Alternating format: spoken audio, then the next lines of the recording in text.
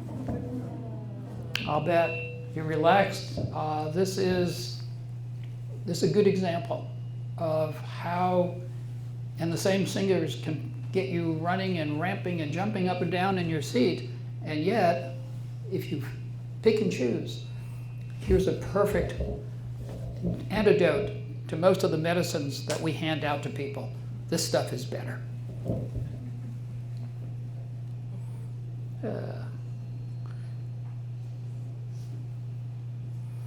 Okay, so how do we learn? If we sing, we can learn. If we sing in a foreign language, we can learn the language.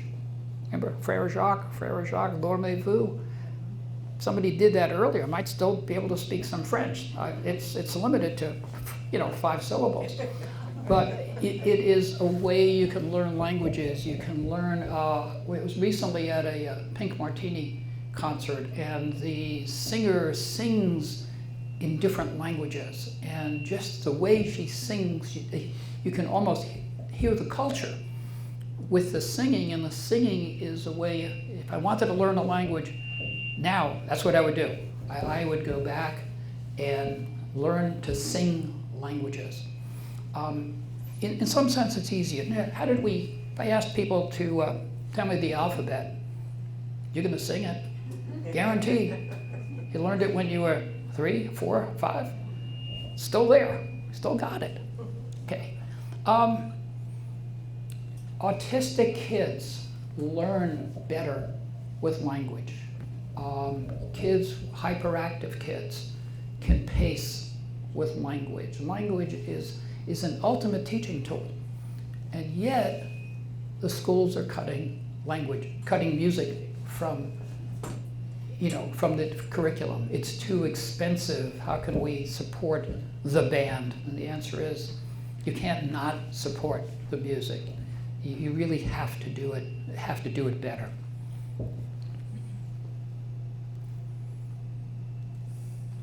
So, as I said, music puts you to sleep.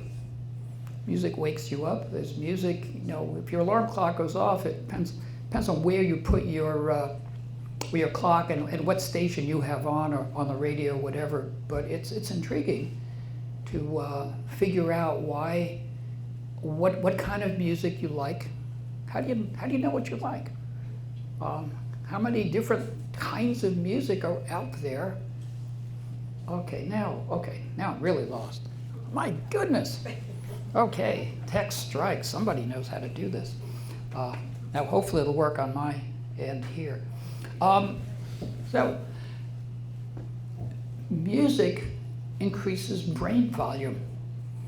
Interesting. If you look at brains of musicians, people who've played music, people who even listen to music, the brain is slightly larger and it's denser. There are more interconnections in people who have associated with music than people who've never done it.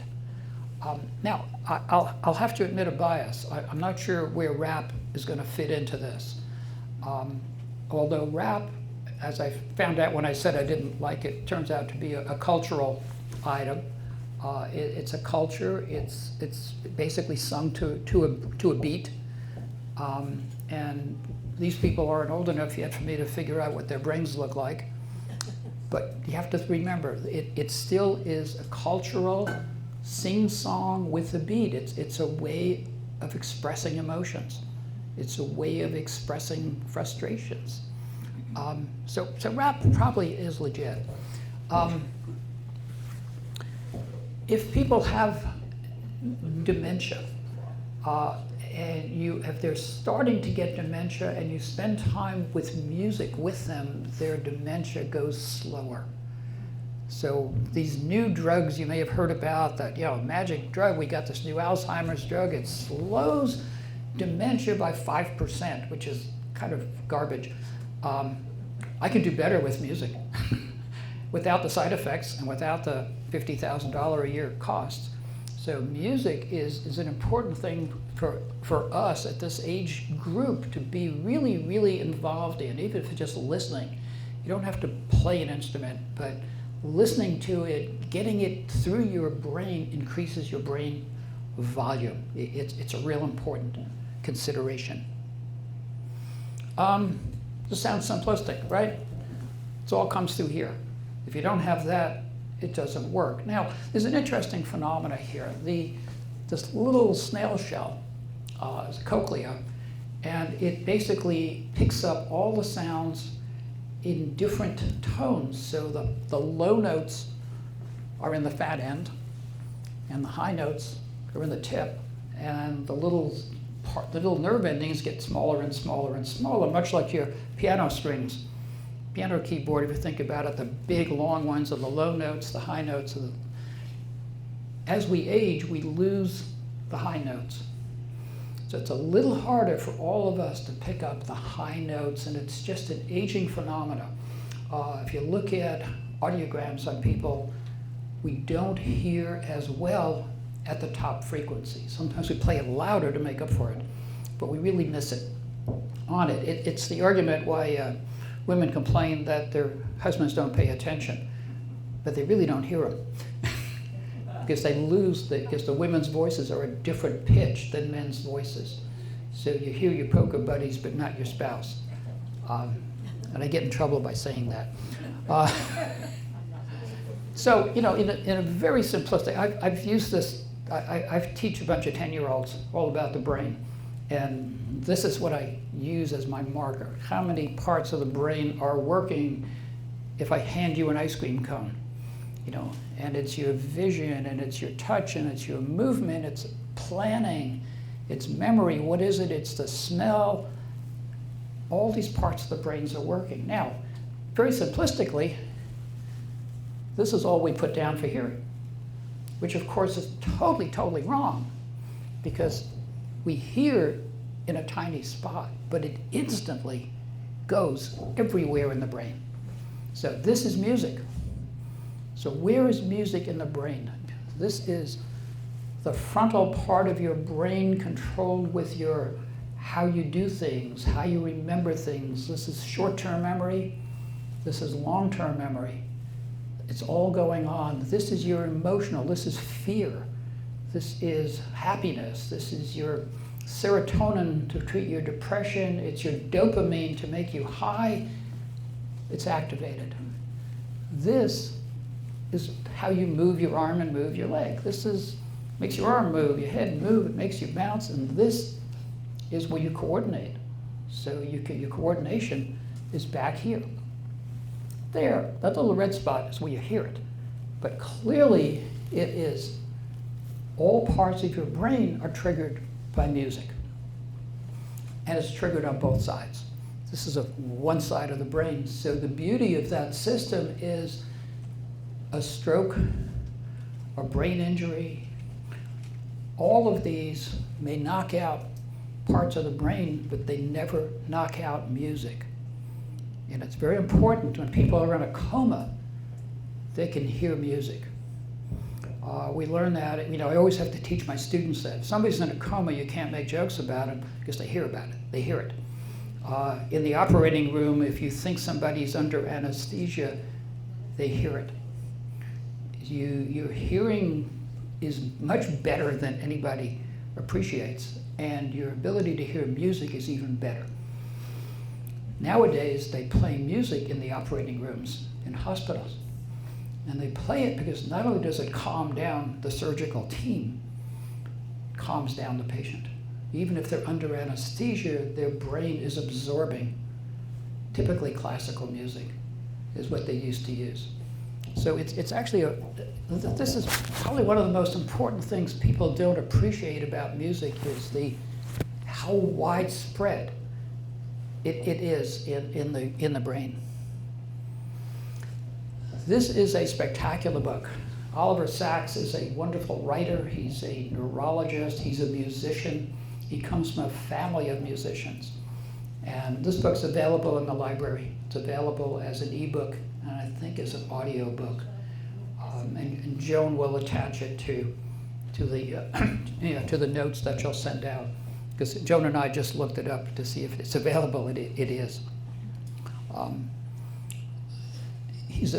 It's interesting. He's a wonderful writer. He's a terrible speaker. I've listened to him at conferences. He's British, but trained in San Francisco. He rides a motorcycle, and he has just terrible delivery, but he writes beautifully. So now, okay, it's senior prom, right? Sex, drugs, and rock and roll. Here we go, guys. It turns out that a dopamine surge, a really good piece of music, gives you as much of a high as a shot of cocaine. Interesting. I don't know how they did the research, but I read it somewhere. Serotonin is your antidepressant. Music triggers antidepressants.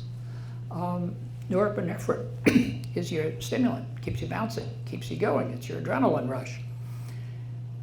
Rock and roll does similar things to your brain, but other music can do it as well, and depends on what you like. So you have to figure it out. But anyway, so here's our low-key, high-tech musician. Right? He's the local. He's Marin County, born, raised, runs his band out of there.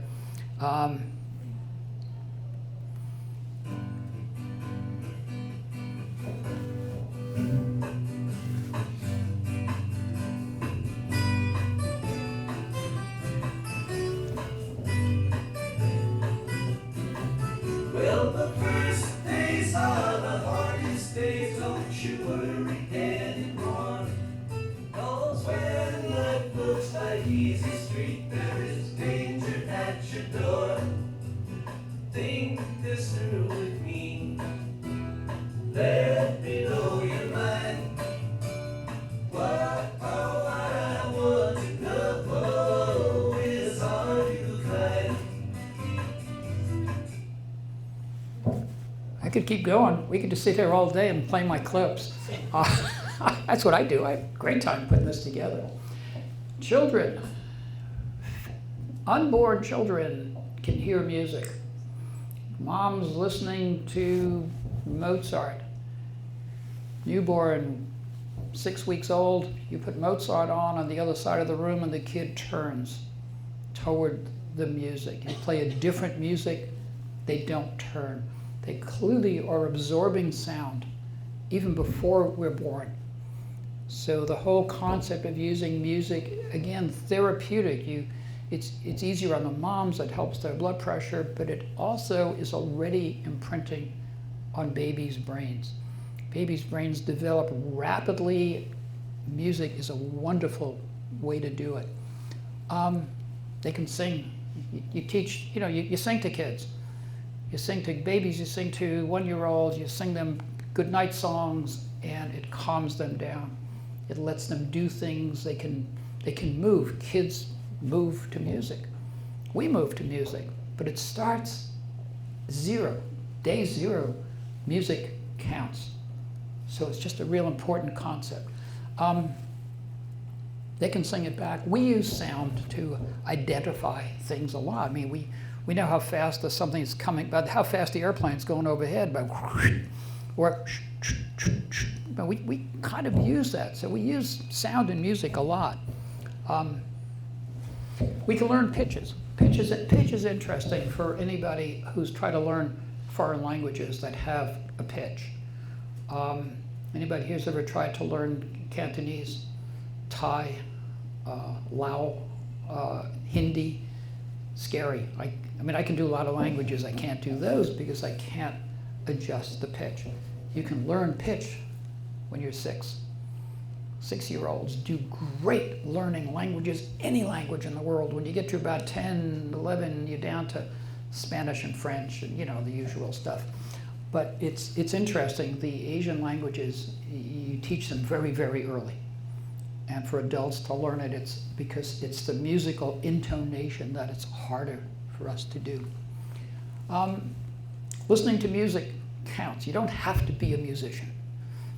If you are a musician, you're 10 steps ahead. If you think about music is in fact a language in its own right. You're reading it, certainly not English characters. You're interpreting it in terms of what does it mean. and then you're converting it to a motor skill. I look at something, I know what it is, and I know how fast I have to play a piano, or in my case, toot on my saxophone, which you don't want to hear. But music, learning music is a very important part of developing brains. It's never too late to learn music. I don't know if anybody here has taken the ukulele class that Rick teaches. Rick teaches ukulele, and some of us, I got there for one and I left, but it's amazing. Even at this age, I can start from zero and make music on an instrument I've never played before. And it feels good, and I can play, 3 chords. To me, those are really good chords. Somebody else can play the other 46. But you have to you can pick up music, and as I said, it improves your brain in multiple ways, more than you actually understand. Okay, 70% of my brain's filled with lyrics to songs I don't even like. Remember the old jingles, the advertising people put out? You could never get them out of your brain. It's imprinted, it's stuck. It's interesting. Can you hum the Star Spangled Banner and not can you think of the words without the music? Bet you can't do that. People with strokes. People with strokes retain music. People who can't talk can sing. People with Alzheimer's disease can sing. There is a documentary called Alive Inside. Anybody is aware of that documentary? It is a spectacular. If you don't have it, I'll ask Joan to try to get it, if we can even bring it in here and show it at some point. It's an example of people who've been locked in with memory loss from dementia, strokes. They're literally sitting in wheelchairs, haven't spoken in years, haven't moved in years. And you put a headphone on and you start playing music from the era when they were in their 20s, was the general rule. And these people wake up. It almost looks like it looks like it's staged, but it clearly works. These people wake up, they are talking, they're remembering things that go along with the music in their 20s. They stand up, they can start to move. They haven't moved in years. They start to move, they start to sway with the music, they start to actually dance at some point. And it's such a dramatic example of music reactivating somebody's brain, that what happens is we have expanded. So Alive Inside has become a foundation. It has money, and what they do is they go to various long-term living facilities where people have dementias or strokes or other disabilities, and they bring in headsets, they bring in iPods, they bring in iPods, and then they bring in teenagers to program it. And it's worked beautifully, because we've done that. We've done that in Healdsburg, we've done that in Petaluma here. We get the high school and the middle school kids. The middle school kids are really good, the 12-year-olds. And they will sit down with a couple of 80 and 90-year-olds and program their iPods to songs, and you see this connection. These people light up, they wake up. Their mobility is better, their appetite is better, and their memory just goes crazy. So it's really, really important to know the beauty of music, even in people who have major illnesses, major disabilities. So Alive Inside, you can find a clip on YouTube. It gives you an example. But I think we should probably bring it in here and show it at some point. So, there's music we don't like, right? You get tired, wrong tone, wrong rhythm, this stuff. There's rhythms I don't like. There are different rhythms in different cultures. We use a 8-tone scale. Indonesia uses a 5-tone scale. Some people use a 13-tone. There are all kinds of tones, and unless you're tuned into it, it doesn't sound right. I spent a lot of time in Indonesia, and I got used to listening to gamelan music. Gamelan music doesn't use the same tone system we use. And it took me a while to appreciate the complexity of the music. But it's not all typical Western music that we're so used to. There are variations on it.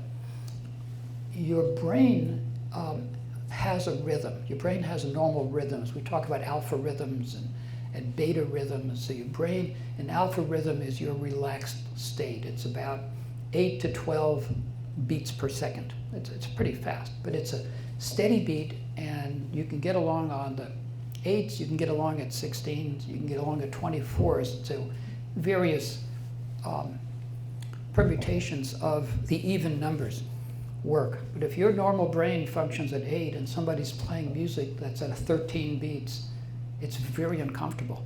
Your brain can't adapt to that beat. So you can have a nice loud beat as long as it's within a rhythm of your brain. And if it's not in the rhythm, it's irritating. Don't play Sousa marches at bedtime. So, can you make music in your brain? There are musical hallucinations. They really are. Certain forms of epilepsy create music in the brain. Now, do they really create it, or are they drawing back on your memory of music? And it's hard to tell. But, a song comes into your head just before you have a seizure. A song comes into your head just before you have a migraine. If you get head injuries, you get songs come into, or music. It may not be music you like, but it plays into your brain without your intending to. So there really is a way to get music. The brain will create music from scratch. If you can't read it, your operation was a complete success. Our team of brain surgeons was able to get that song out of your head. So now, let's get down to what everybody is worried about, is what about Alzheimer's disease? Alzheimer's disease is slower in you musicians. It's slower in people who know music. And by slower, I mean you can have a certain area where you start to decline. The rate of decline is less in people who are exposed to music as opposed to people who are not. So it's an important consideration at all times. Now, people who have dementia, you can sing and bring out memories.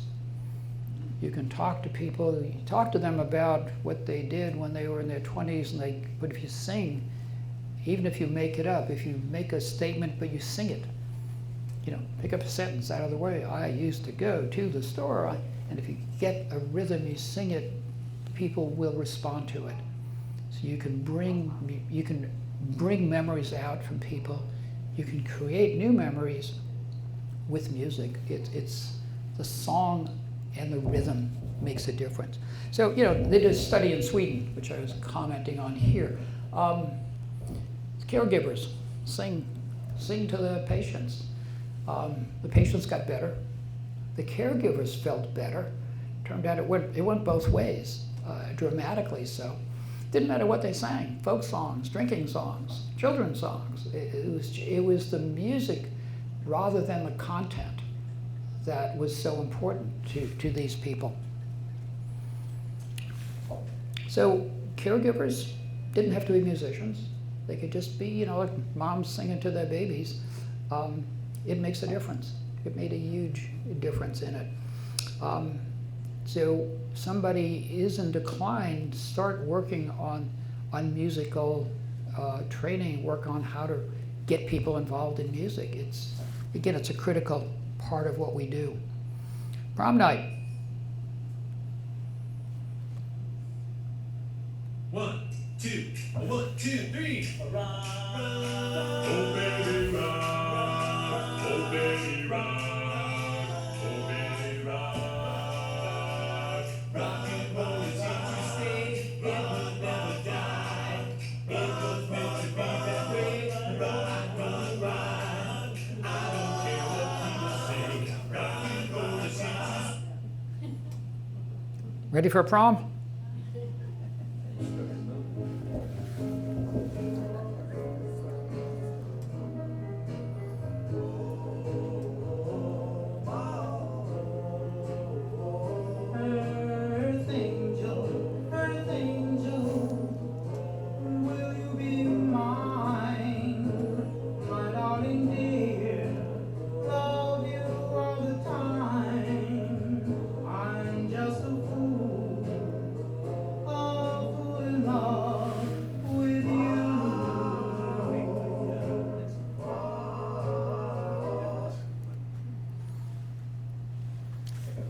We could keep going.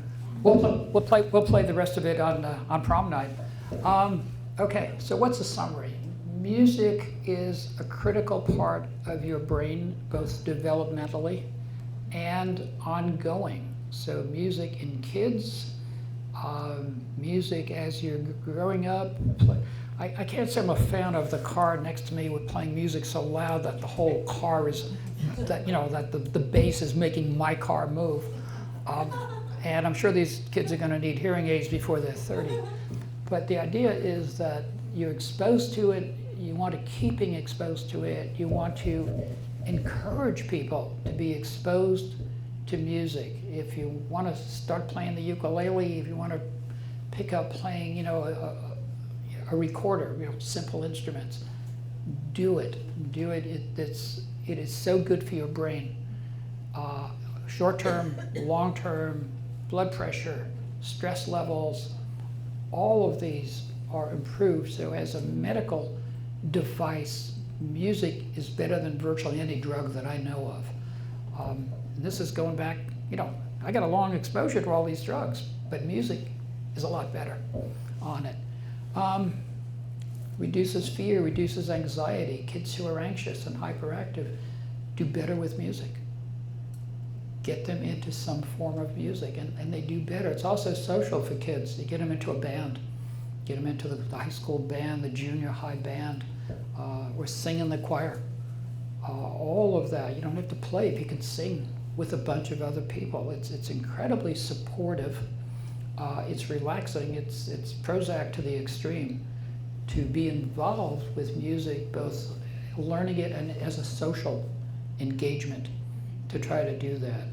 Like I said, I was at Rick's ukulele class, and there was probably 25 of us sitting around on a really wet, miserable morning. And we were all sitting there strumming out the 3 chords that we could come up with. And it felt really good, as bad as I was at it. Okay. So what I'm going to do is I'm going to leave a lot of time for questions, because this is, I think, important topic, and I don't want to just run to the end or keep playing my music on it. So I'm going to open it up for questions. Yeah. You mentioned whether it's Alzheimer's or other situations where people come out of a coma or whatever you're going to call it. Do they stay out, or is it that moment? Do they stay out, or is it they will stay out. Once you can tap into their hidden, knowledge, music, position, place, where was I, when was I, it stays. You may have to reinforce it, every week or two, but it's not just a one-shot thing. It's really an important and you can, and that's the beauty of having the headsets. You plug it in and you can just bring it along on an ongoing basis. Yeah. You mentioned the caregiver singing to the patients. Would the same affect by playing music, or is there the... It's a good question. Is playing music as good as the caregiver singing? I suspect the caregiver singing is better. I had to guess, because you can read the tone of the person you're singing to. You can read their alertness. You can read if they like the music or not. I mean, we read people all the time. All of our interactions are continuously so I think a one-on-one is better, but if you don't have it, getting a good playlist in there. I got a great playlist in my house. I dance around the house, but and that's new. I just finally got a good set of speakers, so it's real good for me. Yeah. So you were talking about listening to me, but playing music is more involving of the brain. What about music and dancing? Music and what? Music and dancing is doubling up on your benefit. It absolutely is. But if you think about it, when we're playing some of these pieces, you're starting to tap your foot, right? When I sit there with a little green bottle, you're all tapping your foot to the reggae beat. You are moving, so there's a certain benefit to your brain from movement. Because one thing, it increases your endorphins. So people who move have less pain. There's a real treatment for pain is movement. So you're moving, to the music, you're developing a rhythm. At the same time, you're building both your serotonin level because you enjoy the music and your endorphins because of the movement. You know, I would hate to do it. I don't work out in the gym. To me, it's boring as hell, but if I can dance around the room, I'd much rather do that. Yeah, fire away. There was a question from Facebook. It said, can a hearing impaired person that listens to music through vibration and feeling get the same benefits from music that a hearing person does? It's a very good question, and I don't know the answer, but I suspect it is beneficial. You're picking up rhythm. Yeah, So even if you don't hear it, your body feels the rhythm. right. I mean, newborns haven't heard the music per se, but they've got the rhythm, they've got the tonality of it. So my suspicion is it would be maybe not quite as beneficial, but it would be Yes. to apply lots of music to hearing impaired people. Okay, thank you. Okay. Yeah. I read or heard somewhere that classical music is the most stimulating for the brain. I don't know if that's true. If you don't like Classical it. music's more stimulating to the brain. I'm biased, I agree with you. There are probably a whole lot of people who would prefer to hear Simon and Garfunkel or hear Jerry Garcia or hear Mick Garcia or Mick Jagger playing, you know, rock and roll from the Rolling Stones. I think it becomes a little bit personal. I think we all have the ability to listen to all of it. We can pick and choose what we like. I agree. Classical music, I like. I didn't play much of it, but I like it. Yeah. I think it's the music that you love from your life that would be stimulating, whether it's classical or jazz or Yeah, the music at the fun times of your life, at the most important times of the sticks. You're right. This isn't a question, but I'm in the process of upgrading my living trust. But I have made up a paper for my nephew, who's my sole heir. I hope I can die at home, but the music that I want played, and I have a classical section, a jazz section, Dave Brubeck and Paul Okay. Desmond, and I have. I'll repeat it. Yeah, I will repeat it. So the question is. It's not a question. It's not a question, it's a comment about loving the music to the end in your trust, in your will. If you're at home, this is the music I want playing when I'm at home and I'm, getting terminal care. I want that music. I think that's a very appropriate approach. I think, you're playing back the stories of your life. You're playing back the good times. Music brings back the good times. It's my sitting in Central Park listening to the New York Philharmonic. I can't not do that without having a big smile on my face. Yeah. So my wife's mother in a nursing home, maybe hours from her death, my wife and her brother on guitar were singing to her songs of their childhood when they were traveling around the country. Now, she was born in 1915, and she was not talking, comatose to the sounds and the songs that they were playing. She started singing, and she died maybe 4 hours later. But with a smile Well, yeah. and a song. And that's exactly the example. That's exactly the example I need everybody to be aware of. That it is there, it's built in, it brings out all of these memories. Yeah, singing along with the kids. My father, in his late years, had Alzheimer's, and he had a hard time talking, but he could sing. And we'd go in, and I can't sing particularly, but my sister could sing, and we would sing, and we'd be sing-songing back and forth to communicate, because he couldn't create words, but he could create words if they were in songs. So it was just fascinating to see it. It's again, you're absolutely right. This is the perfect example of why music and the brain is so intertwined, and it's not just our culture. It's every culture that we've ever studied has music. It's clearly the unifying factor. Another question. Yeah, there's another question that came from Facebook. Said, my son has his AirPods on and listens to loud music while studying. It seems that it would be distracting and keep him from concentrating. He says that it helps him study better. I guess he's right with the question mark. That's a tough question. I can look at it from his side and saying the music in his ear wipes out all other distractions around the room. Yeah. So all he's got is this noise in his ear without any other background. So maybe he can focus better with it. It's hard for me to imagine, and maybe he's going to need hearing aids when he's 30, but that's another story.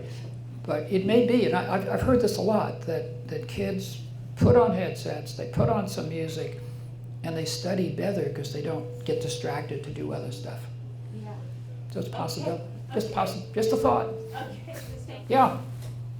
I'm just curious, one of the things that I've noticed as I'm getting older is that if I'm reading, I've always loved to listen to music while I'm reading, but as I've gotten older, if it's got words and I'm trying to read, it becomes a real distraction, but if I just have music without words, it's heaven.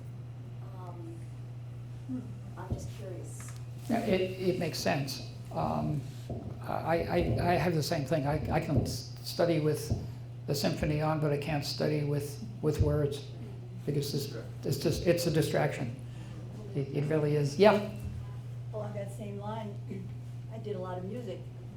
Early years, played in bands and orchestras. Now I do art, but I can't listen to music and do art because I've moved into that world in a way that isn't just beat. Yeah. Yeah. That's been a hard thing to learn. because it feels Well, like- you now have two great skills because you're never going to lose the music. Okay, music is there, and if you're doing art, you pay too much attention to the music, can't do art. But it just means how good you are at music that you give it your full attention. Yeah. I'm curious, we have a category we call work songs, where a group of people working together and they're singing, and we usually think of that as for rhythm and timing. But is there any value other than that makes, working together really hard labor?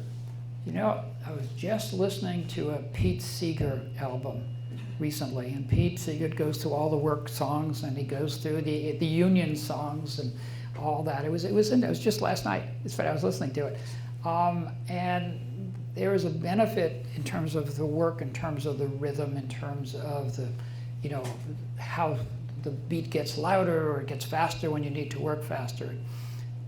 But there's also the words. And the words to some of the work songs are saying, why the hell am I doing this? Somebody's pushing me, and the union song saying, that miserable SOB is not paying me a living wage, so it goes along, it's Pete Seeger, Woody Guthrie, the workers they spend a lot of time protecting, justifying the workers. Woody Guthrie, quick backstory, was a patient of mine just before he died. So I go back that far. He was in a psychiatric hospital. So I have a certain, and my parents were actually good friends of his wife, of Marjorie Guthrie, who set up the whole Huntington's Disease Foundation. So I have a certain sense of listening to the Woody Guthrie stuff, and again, Pete Seeger has similar stuff. But the work songs are, yes, they make you hit the shovel and beat the X, and but listen to the words. They're not quite as positive. Yeah. Political songs can have a real effect on people, of course, and both bad and good. Yeah. Yeah, but in my way of thinking right now, we need some new good songs. We do need some new. Well, you think about, if you ever watch any of the French when they play the Marseillaise, and sometimes it's a army marching in, and sometimes everybody's crying. How they respond to a national anthem that goes both ways. We need some better stuff. I agree. Anybody want to start writing songs? Any good writers here? We need, yes, this is, come on, West County, this is political hotbed. We should be able to come up with some good songs. Yeah. I grew up in a family that sang. A little louder. I grew up in a family that sang, I can project if you would like. Yeah. And we sang together all the time. And so one of the things that I've been doing for my little aging brain is learning sign language, ASL, to songs. And it is a wonderful way to keep your brain stimulated, to be joyful. I just learned Imagine, which is this, imagine that I'm a dreamer. And it's a beautiful, I would just say, if people want to do it, you can get it on YouTube. It's called Singing Hands. And you can learn just about any song you would like. That's a great idea. I love that. American Sign Language. Yeah, what a great suggestion. Singing Hands on YouTube. Singing Hands. You're right. Boy, talk about getting your brain going in multiple modalities. And of course, you get your motor system working. Right? No, thank you. Great. Yeah. I just want to say I've seen that performed by her, and it really brings tears to our eyes when we're watching her do the song Imagine. Louder, Rose. It's absolutely beautiful. I saw you do it. You want to do it? And I have done ukulele recently, and it's just a wonderful way to feel, easy with music. So what we're basically all agreeing is that music is a great stimulus to the brain at any age, using any modality that we can. It improves your brain structure. It improves your short-term, long-term memory, and it can change a lot of the brain chemistry. I mean, it's interesting to watch people's blood pressure change with music. You can watch their heartbeat, instead of fluttering along, go back to a beat. It actually will follow a beat if you get a good beat on it. So it's really a spectacular modality. Figure out how I can do it 24/7 to do it. But it's great stuff. You're absolutely right. Yeah. I'll put in a little plug for the harmony class that we have here at the senior center. It's something, I've been in choirs and all kinds of music, and I've never done this before, but we sit in a circle, we don't say words, we just sing a tone, and then the instructor gets different things going, and when everybody's doing it right, it's almost like there's a column in the middle of the circle, and you just feel the sound vibes just over your whole body. It's really something everybody could try, even if you don't sing. You So it's not something you have to try out for, and they say, No, Oh, you okay. just can come. Oh. Everybody's welcome. that's nice. It's called the harmonic method. It's here at the senior center. Yeah. Fridays, right? What- He changes it every month. He tries a different time to see what works for people. So I think it's going to start being on Mondays. And it's here. Yeah. Yeah, no, you're right. I used to go to, when I was a med student, and I gotta tell you, med student is like you're living in a submarine. It's as depressing as can be. And I would sneak out on Friday afternoons to the local university where they had a beautiful small chapel, and they had organ recitals. And I'd sit in that organ recital, and like you said, it would just literally fills the small chapel, and it would just fill the room, and you just get your whole body suddenly just unwound from doing it. After living in first 2 years of med school, you're in lectures, dark halls, and a smelly cadaver, and that's your whole life, and you got to get something better. And that was how I did it, was to hang out in the local university for the organ recitals every Friday afternoon. Yeah. Any more questions? I think we're actually on time. Wow. I was just wondering, you spoke briefly about brain trauma. I know a young man that was hit by a car, and he's, in that position. And how to reach him? What, you think the music can still get in there? Music absolutely can get in there, guaranteed. Now, the question is, what kind of music does he like? What kind of music did he like before he got injured? Get some different CDs, headsets, whatever, and play it. And watch his reaction. You'll be amazed how much is going to come out.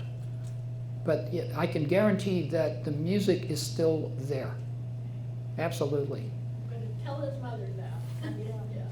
Well, Check with his family. yeah, I mean, there are, it's hardly controversial that music is therapeutic. It's hardly, a problem to, I mean, I'm not giving him a new drug, I'm not putting him in a new machine, I'm not, it's playing music. I mean, come on, how benign can you be? So definitely go for it. Yeah. How about, can you speak to the effect of music on animals? Music on animals, I just don't know. It's not an area that I'm not familiar with it. So, and I'm not sure how to study it. Would be, I don't know. I had a parakeet who used to sing rock and roll.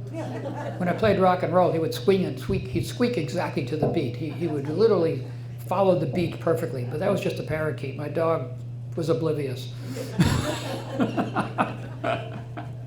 Yeah. At the Humane Society, they play classical music in the cat rooms. What they do? Right, yeah. Music for the cats, but not dogs. I don't know, they work with the dogs. I don't know. My dog was oblivious. My dog had great hearing, but was oblivious to music. And I'm allergic to cats, so I can't tell you. Anything else? Otherwise, I think we're actually on time. Wow. Thank you very much. Thank you. Thank you.